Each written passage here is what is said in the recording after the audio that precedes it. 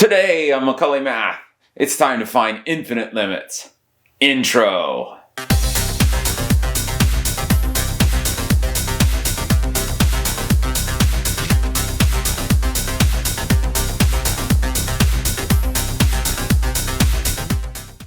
Okay, good day. I'm Professor Macaulay. This is Math 200 Calculus 1, lesson number 5 on infinite limits.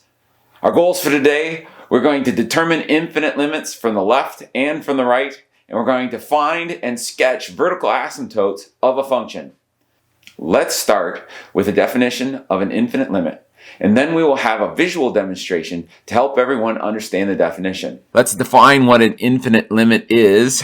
If f is a function that is defined over some open interval containing c except possibly c, then the limit as x approaches c of f of x is equal to infinity implies that for any m greater than 0, there exists a delta greater than 0 such that f of x is greater than m whenever 0 is less than the absolute value of x minus c is less than delta. Similarly, the limit as x goes to c of f of x is equal to negative infinity means that for any n less than 0, there exists a delta greater than 0, such that f of x is always less than n whenever 0 is less than the absolute value of x minus c, which is less than delta.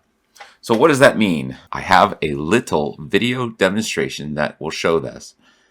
Suppose we think that a function f has a limit that approaches infinity as x goes to some value c. The precise definition of infinite limit says that first we must choose an m that could be any value greater than 0. Again, because this is a precise definition, you would probably choose a very large m.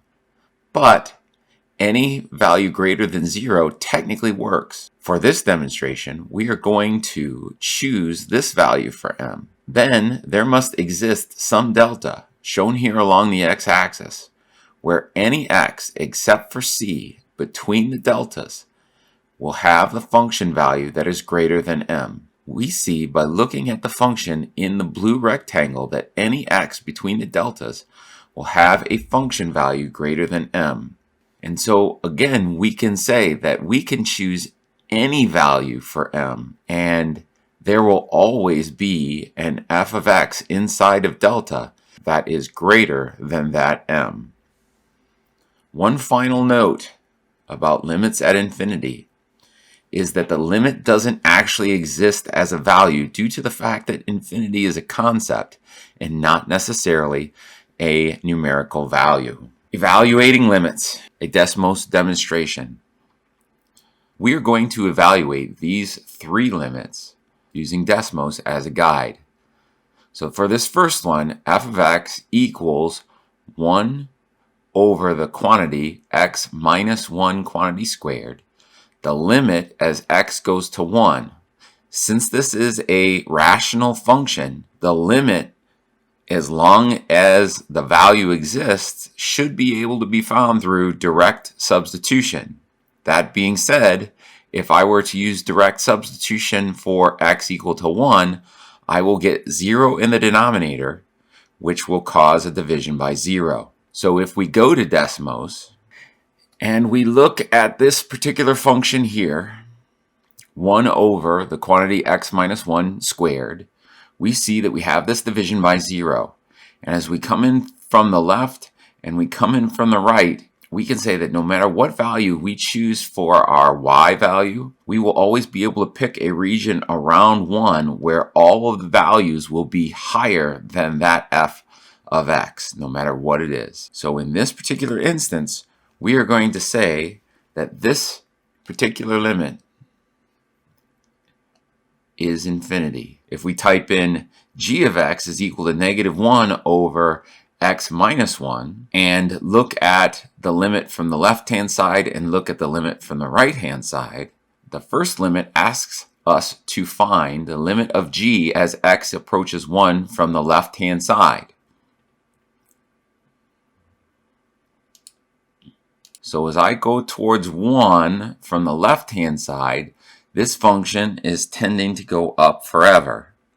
Therefore, we're again going to say that the limit of g from the left-hand side is going to be equal to positive infinity, and as I come in from the right, the function is tending to go to negative infinity. So I can say that this limit of g as x goes to 1 from the right-hand side is going to be negative infinity. Definition of vertical asymptote.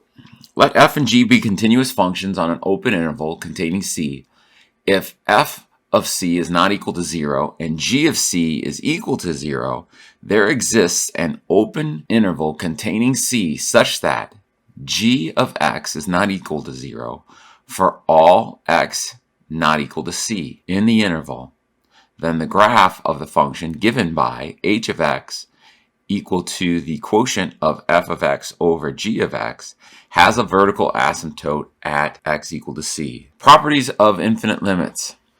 Let c and L be real numbers, and let f and g be continuous functions such that the limit as x goes to c of f of x is infinity, and the limit as x goes to c of g of x is equal to L. The sum or the difference. If you add or subtract a function that goes to infinity plus a function whose limit is defined, then the sum or difference will be infinity. If you multiply a function that has an infinite limit as x goes to c by a function g of x that has a defined limit as x goes to c, then the limit will be positive infinity provided that L is greater than 0 or positive, and it will be negative infinity provided that L is less than 0 or negative. If you have a quotient of a limit of two functions as x goes to c, where the numerator function has a defined value and the denominator function has an infinite limit, then the limit of the quotient of those two functions will be equal to 0. Let's talk about some examples. Find the vertical asymptotes of the given functions and determine the limit as x approaches negative 3 from both the left and the right.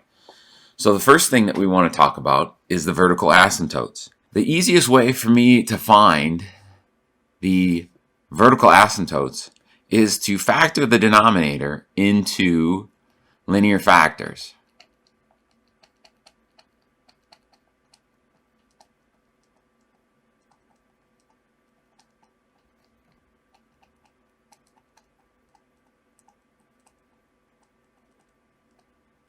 And that one's pretty easy because this is a difference of squares.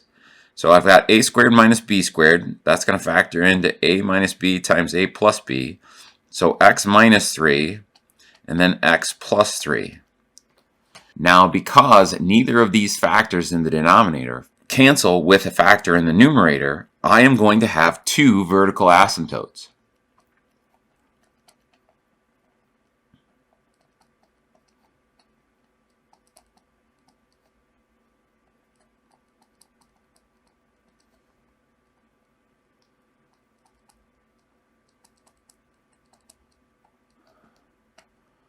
One at x equals negative 3 and x equals positive 3. Now again, we can check that if we go to Desmos. Here we see that at x equals negative 3 and x equals positive 3, we have vertical asymptotes. The second part of the question asks us to find the limit as x approaches negative 3 from the left and from the right. So let's write those as limits. So let's write those two limits. The limit as x approaches negative 3 from the left-hand side, x over x squared minus 9 equals. If we look at our Desmos, from negative 3 as we come in from the left-hand side, tends to go towards negative infinity. The limit as x goes to negative 3 from the right-hand side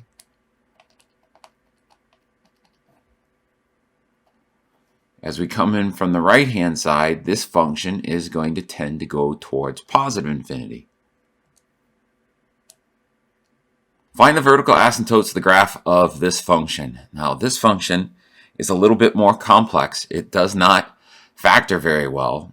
If you recall from pre-calculus,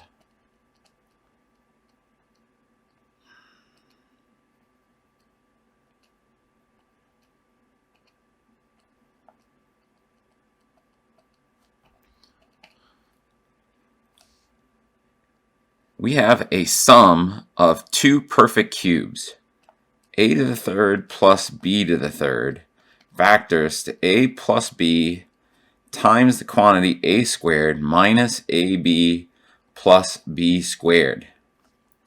Now, if a to the third is equal to x to the third, we can conclude that a is just going to be equal to x, and if b to the third is equal to 125, then we can conclude that b is equal to 5. So I can factor the denominator, and I'll have x squared minus 5x plus 25 all over. It will be x plus 5 times the quantity. Well, I just got to fill in the blank. So a squared would be x squared minus AB. Minus AB would be x times 5, which I want to write as 5x. And then 5 squared is 25. So I'll have 25. And so you'll notice that I have a quadratic factor both in the numerator and the denominator that will cancel out. And so from pre-calculus, we know that this factor, this quadratic factor, is irreducible. D-U-C-I-B-L-E. Over the reals. So any factors of this quadratic are going to be imaginary. So the only real zero in the denominator is going to be this value for x that makes x plus 5 equal to 0. And that is going to be at negative 5. So we only have one vertical asymptote.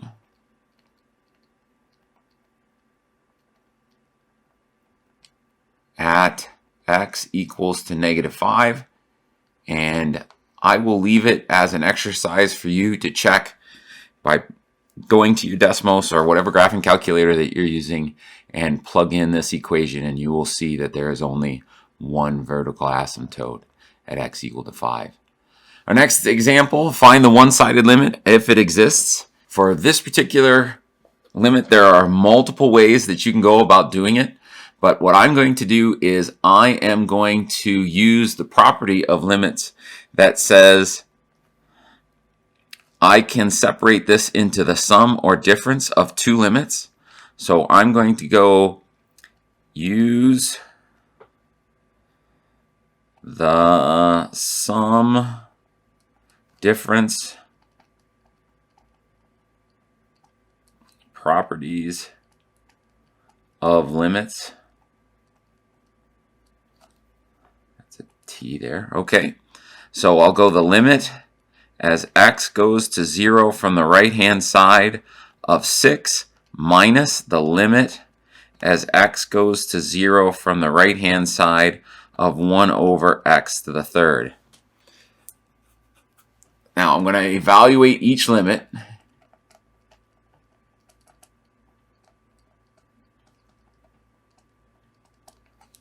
And the limit of a constant from the left or from the right is just going to be that value of the constant. So I'm going to get 6 for that first limit. And then this thing, well, I get a division by 0 as I come in, or as I let x equal to 0. So I can't just use that. But if we go to Desmos and we type in y equal to 1 over x to the third, and since we're coming in from the right, as I come in from the right, this thing tends to go to positive infinity. So if I go back to here, I'm going to say I am subtracting, and this is kind of tongue-in-cheek because you can't subtract a concept from a numerical value. We're just getting an idea of what our final answer is. But if we go back to the properties at the beginning, if I add or subtract a known limit from a limit that goes to infinity, then the result is going to go to infinity. In this particular instance, though, because I'm subtracting infinity, our result is going to be a negative infinity limit. All right.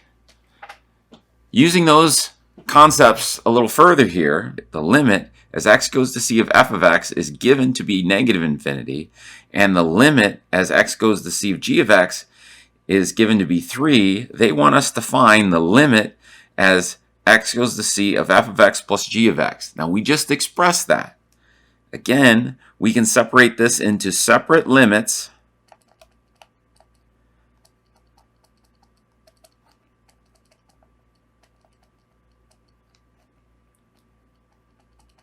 And we are essentially adding negative infinity plus 3. And again, this is nonsense. This is not a numerical value, but it gets us an idea.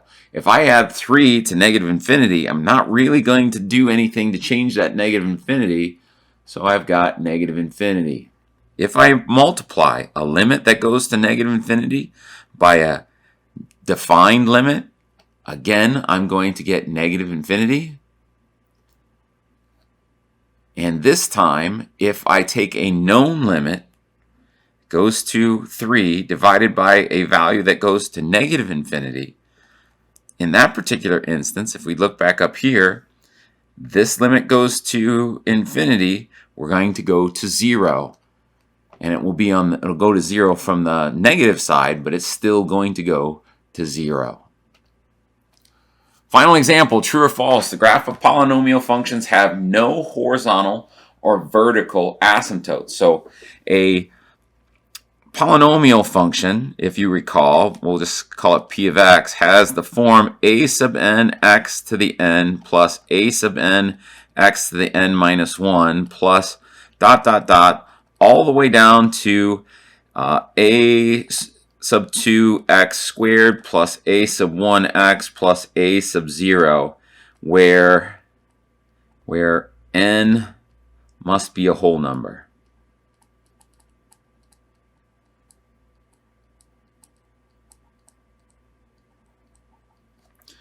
All right, so we defined a vertical asymptote in terms of a division of two functions. Since there is no division by a second function, there's no way that I can get a division by 0 here. There is no way for me to have a vertical or horizontal asymptote.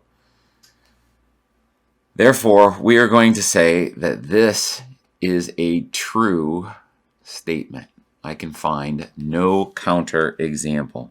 Well, that's all I got for today, folks. So, the Star Wars fun fact of the day. While George Lucas was editing his movie American Graffiti, he asked his co-worker for Reel 2 Dialogue 2, which on the box was abbreviated R2D2. When George saw this, he put it in his notebook to use on the script he was working on for his next movie, which turns out to be our iconic little robot friend. That's all I got for today, folks. Goodbye.